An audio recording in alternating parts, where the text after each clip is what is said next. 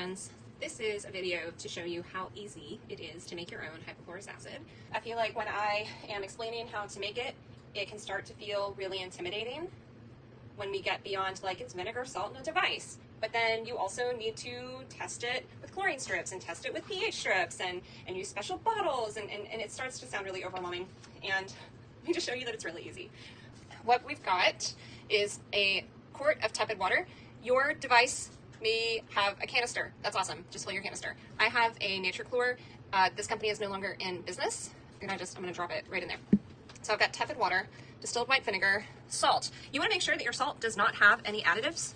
It's not gonna be good for your electrode. I have my spray bottle. Some people like to use the ultrafine mist sprayers. They're kind of expensive and hypochlorous acid corrodes metal. So inside of your sprayers, there's typically a metal spring.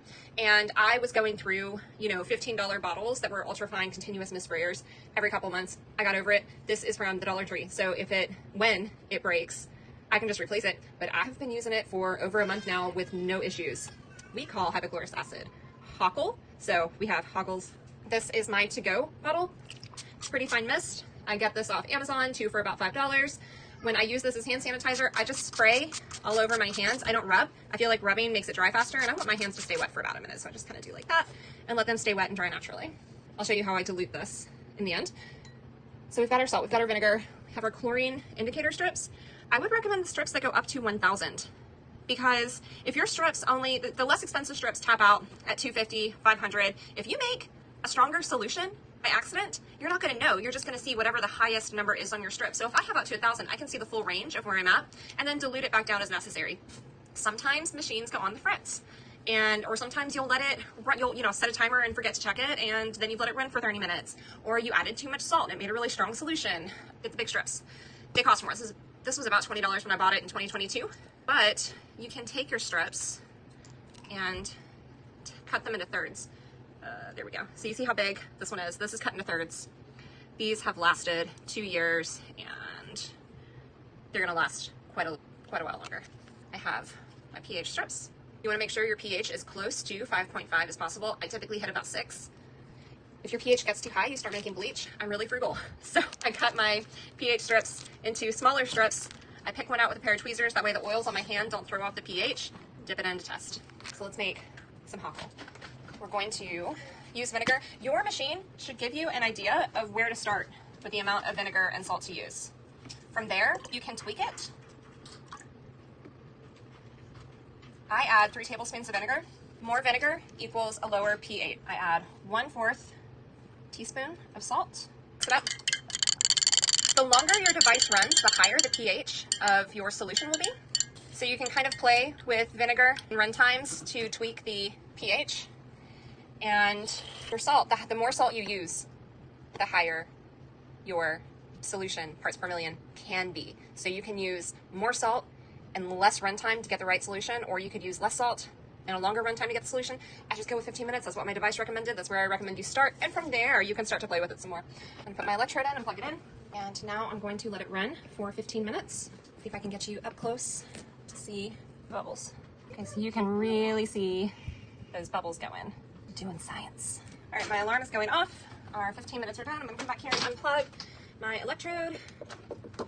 Okay, tap it out. So the first test we're gonna run is the chlorine parts per million. You wanna read your test strips. Mine say that you should match the colors at 5 seconds, no more than 10 seconds. Okay, I'm gonna do it first, babe. All right, we're just gonna match some colors. This is 250 parts per million. That's exactly what I want. That's not too strong. Do you want to dip it?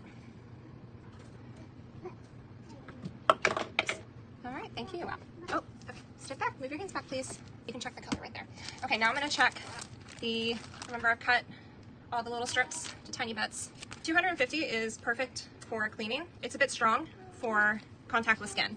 So we're going to check the pH. Ooh, I'm coming in at 5 today. That's a little low. Usually we want 5.5. That's okay. 5 is perfectly acceptable. All right, so because this is adequate for cleaning, can you see? I'm just gonna fill up. Oh, can you bring me a cup of water really fast? HOCl is sensitive to UV.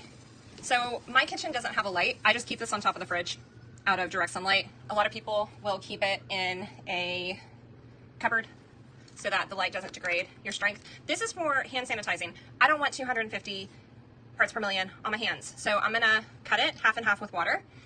And I'm gonna show you a test strip when I'm done so you can see how it's changed. So yeah, about 50%. This is straight water. Making a mess. Okay, here we've got our chlorine strips again. Can you see that? There we go. Okay, got my test strip. Boom, we're at 100.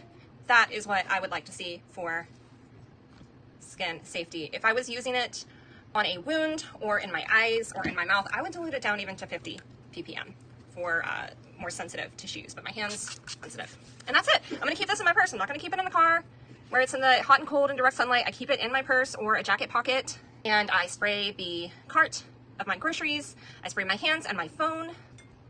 Good stuff. I hope this was helpful. That you make her.